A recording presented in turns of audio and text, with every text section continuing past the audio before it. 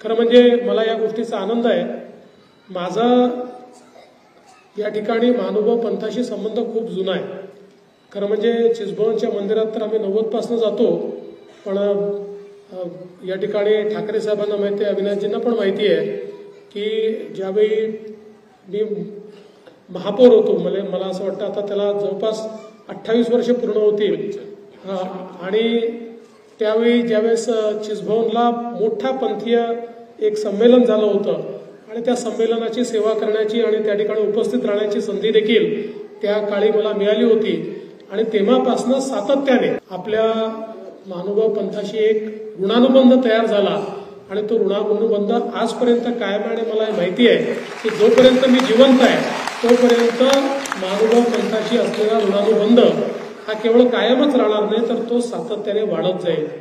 आणि म्हणूनच त्यावेळी आपण मुख्यमंत्री म्हणून काम करण्याची संधी मिळाली, तर आपण रिद्धपूर विकास आराखडा त्या ठिकाणी तयार केला, जवळपास 230 कोटी रुपयाचा आराखडा तयार केला। आणि कारंजेकर बाबा असतील, खरं म्हणजे ते म्हणाले की ते सातत्याने त्या ठिकाणी त्रास देतात, पण मी निश्चितपणे म्हणतो हा त्रास नाही आहे, तुमच्यासारखी मंडळी हा पाठपुरावा करतात म्हणूनच या गोष्टी होतात, अदरवाईज या गोष्टी होऊ शकत नाही। बाबा, आमच्याकडे सरकारमध्ये जी फाईल असते त्याला गोगलगाईची पावलं असतात, ते गोगलगाईच्याच पावलाने पुढे जाते, त्याला धक्काच मारावा लागतो, धक्का मारल्याशिवाय काही पुढे जात नाही। आणि त्या धक्का मारण्याचं काम तुम्ही या ठिकाणी सातत्याने करत असता, इतका चांगला तुमचा पाठपुरावा आहे। तुम्ही आहात, आमचे अविनाशजी आहेत, बाळासाहेब आहेत, परिणयजी आहेत, सगळे लोक इतका या सगळ्या गोष्टीचा पाठपुरावा करतात, म्हणूनच या गोष्टी आपल्याला खऱ्या अर्थानं शक्य होतात। आणि म्हणून त्याच वेळी आपण मराठी भाषा विद्यापीठाच्या संदर्भात एक समिती तयार केली होती। दुर्दैवाने त्यानंतर सरकार गेलं, समितीचा रिपोर्ट येऊनही त्याच्यावर काही कारवाई झाली नाही। पण मला असं वाटतं की खऱ्या अर्थानं भगवान चक्रधर स्वामींचा आशीर्वाद या ठिकाणी मिळाला आणि पुन्हा सरकारमध्ये आलो। सरकारमध्ये आल्याबरोबर त्या समितीचा रिपोर्ट आपण पुन्हा कारवाईला घेतला आणि तो कारवाईला घेतल्यानंतर मला स्वतःला अर्थमंत्री म्हणून देखील काम करण्याची संधी मिळाली। त्या संधीचा फायदा घेत आपण त्या ठिकाणी आपल्या बजेटमध्ये विद्यापीठाची घोषणा देखील करून टाकली, त्या संदर्भातले GR देखील काढले। आणि आज मला अतिशय आनंद आहे की पहिलं मराठी भाषा विद्यापीठ हे रिद्धपूरला स्थापन झालेलं आहे। कुलगुरू स्वतः या ठिकाणी उपस्थित आहेत, कुलगुरूंची नेमणूक झालेली आहे। खरं म्हणजे कुलगुरूच्या नेमणुकीकरता मला असं वाटतं बाबा तुम्हाला कमीत कमी 30-40 चक्रा तर कुलगुरूंच्या नेमणुकीकरता कराव्या लागल्या, कारण काही नियम आडवे येत होते, पण सगळ्यांचं मत पंथामध्ये होतं की हेच कुलगुरू आम्हाला पाहिजेत। मग आम्ही सगळे नियम बाजूला टाकले आणि त्या ठिकाणी तो निर्णय करून टाकला, मुख्यमंत्र्यांनी त्याच्यावर सही केली आणि त्यामुळे आपलं त्या ठिकाणचं काम झालं। मागच्या काळामध्ये आपण आराखडा जो तयार केला होता त्यातनं एक 23-24 कोटीची कामं केली होती, पण बरीच कामं अजून त्या ठिकाणी बाकी होती। मला अतिशय आनंद वाटतो की आपण या बजेटमध्ये देखील मोठ्या प्रमाणात घोषणा केल्या होत्या आणि त्यानुसार आता श्री क्षेत्र रिद्धपूरचा जो विकास आराखडा आहे त्यात दुसऱ्या टप्प्याचे 25 कोटी रुपये आपण देण्याचा निर्णय केलाय। त्यानंतर श्री क्षेत्र पांचाळेश्वरला पैसे देण्याचा निर्णय केलाय। पोईचा देव असेल, जाळीचा देव असेल, गोविंद प्रभू देवस्थान बिष्णूरचं असेल, सगळीकडे आपण एक दिवस हा असा निवडला की ज्या दिवशी खऱ्या अर्थानं भगवानांचा अवतरण दिवस आहे, आम्ही ठरवलं त्या दिवशीच या सगळ्या गोष्टीला मान्यता द्यायची आणि अवतरण दिवसाचं औचित्य साधून आपण मोठ्या प्रमाणात हा सगळा 78 कोटी रुपयाचा निधी हा त्या ठिकाणी दिला। आणि एवढंच नाही तर आता काटोलचे लोक मला त्यांनी एक निवेदन दिलंय, खरं म्हणजे काटोलची मागणी देखील यात आली असती। आता आपण काय नियम केलेला आहे की 25 कोटीचे टप्पे तयार करायचे, तशा प्रकारे आपण सांगितलं होतं, पण ते दुर्दैवाने नीट कन्व्हे न झाल्यामुळे काटोलचा जे एस्टिमेट आलं ते 42 कोटीचं आलं। ते 42 कोटीचं एस्टिमेट हे 2 टप्प्यात केलं पाहिजे, तर ते आता 2 टप्प्यात आपण करू, कारण आपण ठरवलं नुसते आपण मंजूर करून ठेवतो आणि मग ते पैसे खर्च होत नाही, म्हणून 25-25 कोटीचे टप्पे करायचे, 25 कोटी खर्च आले की दुसरे 25 कोटी द्यायचे, अशा टप्प्याटप्प्याने आपण काम करतो। त्यामुळे काटोलची जी आपली मागणी आली आहे जरूर त्याचा 25 कोटीचा आराखडा आपण तयार करून घेऊ। मी अविनाश ठाकरेंना त्या संदर्भात बोललोच आहे, त्यामुळे तो एक आपण जो काही आराखडा आहे तो आराखडा निश्चितपणे आपण तयार करून घेऊ आणि त्याला देखील आपण निधी हा पुढच्या काळामध्ये उपलब्ध करून देऊ। जे आपण घोषित केलेलं आहे, ज्या मागण्या आपल्याकडे आलेल्या आहेत त्या सगळ्या मागण्या या निश्चितपणे पूर्ण होतील। हे पैठणचा पण आपण त्या ठिकाणी मला असं वाटतं केलेला आहे आणि त्या संदर्भात निधीची उपलब्धता देखील आपण मोठ्या प्रमाणात ही करून दिलेली आहे। मध्यंतरीच्या काळात उद्धवजींचं सरकार होतं आणि त्यांनी त्या ठिकाणी निर्णय केला की मराठी भाषा विद्यापीठ मुंबईला झालं पाहिजे। मी त्यावेळेस भाषणामध्ये सांगितलं होतं की मुंबईला तुम्हाला काय करायचं आहे करा, मुंबई मोठी आहे, मुंबईत 10 गोष्टी होऊ शकतील, मुंबईत करण्याकरता काही प्रश्न नाही आहे, पण याचं खरं महत्व आणि खरं औचित्य कुठे आहे? ज्या ठिकाणी भाषा तयार झाली, ज्या ठिकाणी भाषेचा ग्रंथ तयार झाला, ज्या ठिकाणी भाषेचं संवर्धन झालं, ज्या ठिकाणी हजारो ग्रंथ लिहिले गेले, ज्याच्यामुळे आज भाषेचा अभिमान आपण या ठिकाणी बाळगू शकतो, अशा ठिकाणी हे विद्यापीठ झालं पाहिजे।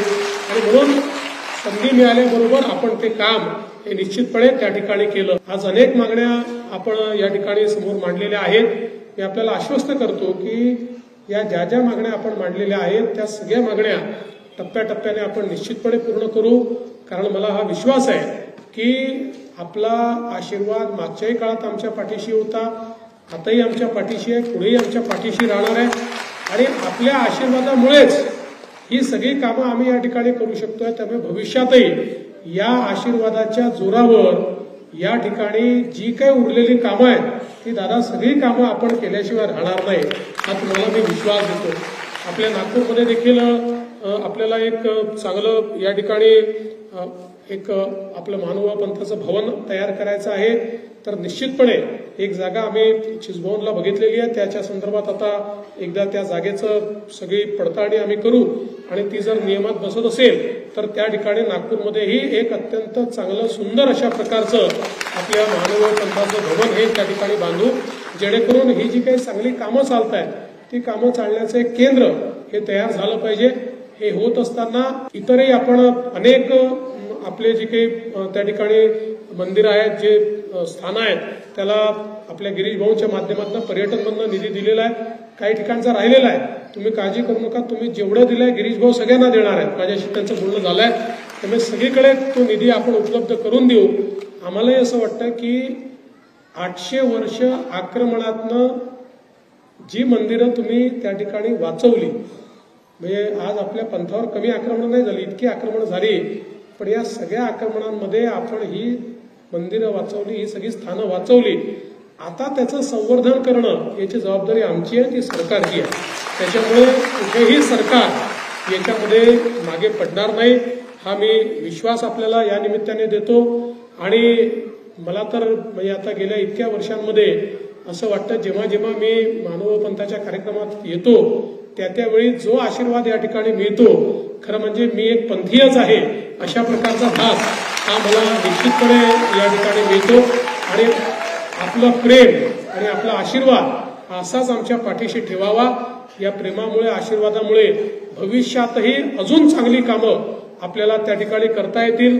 आपण अपेक्षा व्यक्त केली आहे की मोदीजींना आणलं पाहिजे, आपण सुंदर युनिव्हर्सिटी तयार करून त्याच्या उद्घाटनाला मोदीजींना, नुसती कुदळ मारण्याकरता नाही आणणार, तर लोकांना दिसेल अशी सुंदर युनिव्हर्सिटी, असं सुंदर विद्यापीठाची इमारत तयार करू आणि त्याच्या उद्घाटनाकरता मोदीजींना निश्चितपणे निमंत्रित करू, हा विश्वास मी आपल्याला देतो।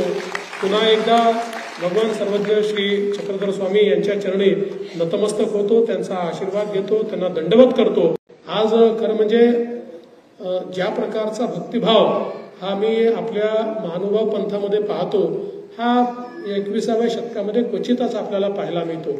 आणि म्हणूनच एकीकडे आपला विचार हा जिवंत ठेवण्याचं काम, ज्या काळामध्ये मोठ्या प्रमाणात परकीय आक्रमण होत होतं, मुघलांचं आक्रमण होत होतं, त्याही काळामध्ये आपला पंथ, आपला धर्म, आपला विचार हा जिवंत ठेवण्याचं काम हे खऱ्या अर्थानं महानुभाव पंथाने केलं। आणि सगळ्यात महत्त्वाचं जर काही असेल तर जातीपातीचा विचार न करता सर्व समाज एक आहे अशा प्रकारच्या विचाराने हा पंथ तयार झाला। आणि म्हणूनच आपल्याला आज कुठलाही भेदभाव हा पंथामध्ये पाहायला दिसून येत नाही। खरं म्हणजे सगळ्यात महत्त्वाचं हेच आहे, आपल्या देशाची अधोगती जर कुठल्या गोष्टींनी झाली असेल आणि आपण गुलामीत गेलो असू, तर या देशामध्ये जेव्हा जेव्हा आपण विषमता तयार केली, जेव्हा जेव्हा आपण भेदभाव उभा केला, जेव्हा जेव्हा आपण मानवामध्ये भेद केला, त्यावेळीच आपल्याला त्या ठिकाणी आपल्याला कल्पना आहे की अशा प्रकारच्या विषमतेमध्ये जावं लागलं, गुलामीमध्ये जावं लागलं. पण या सगळ्या गोष्टींना एक प्रकारे तिलांजली देऊन सर्वांच्या जीवनामध्ये परिवर्तन झालं पाहिजे, सर्वांना एक आध्यात्मिक बैठक असली पाहिजे अशा प्रकारचा एक विचार, सर्वांना त्या ठिकाणी संस्कार असला पाहिजे अशा प्रकारचा एक विचार. आणि आज आपण पाहतो की महानुभाव पंथाचे जेवढे मंदिर आहेत, जेवढे केंद्र आहेत, हे केवळ अध्यात्माचे केंद्र आहेत असं नाहीये, तर याच्यासोबत आज आपण पाहतो की व्यसनमुक्तीचं जे काम या ठिकाणी होतं ते देखील अत्यंत महत्वाचं आहे. मनुष्याला वेगवेगळ्या या ज्या काही मोह आहेत त्या मोहांपासून मुक्त करण्याचं काम हे ज्या प्रकारे आज आपल्याला या ठिकाणी पाहायला मिळतं ते देखील अत्यंत महत्वाचं आहे. खरं म्हणजे आपली भाषा, आपले विचार हे जिवंत राहिले पाहिजे याकरता ज्या ज्या गोष्टी त्या ठिकाणी महानुभाव पंथांनी केल्या, मग अगदी सांकेतिक भाषा तयार करून त्या सांकेतिक भाषेमध्ये आपले ग्रंथ जपायचे किंवा पोटाला बांधून ग्रंथ ठेवायचे की आक्रमण झालं तर त्या ठिकाणी आपली ग्रंथ संपदा ही संपू नये. अशा प्रकारातनं आज आपल्या संस्कृतीला जिवंत ठेवण्याचं काम, आपल्या विचाराला जिवंत ठेवण्याचं काम, आपल्या वाङ्मयाला जिवंत ठेवण्याचं काम, हे आपल्या ग्रंथांना जिवंत ठेवण्याचं काम हे खऱ्या अर्थानं महानुभाव पंथांनी केलं आहे.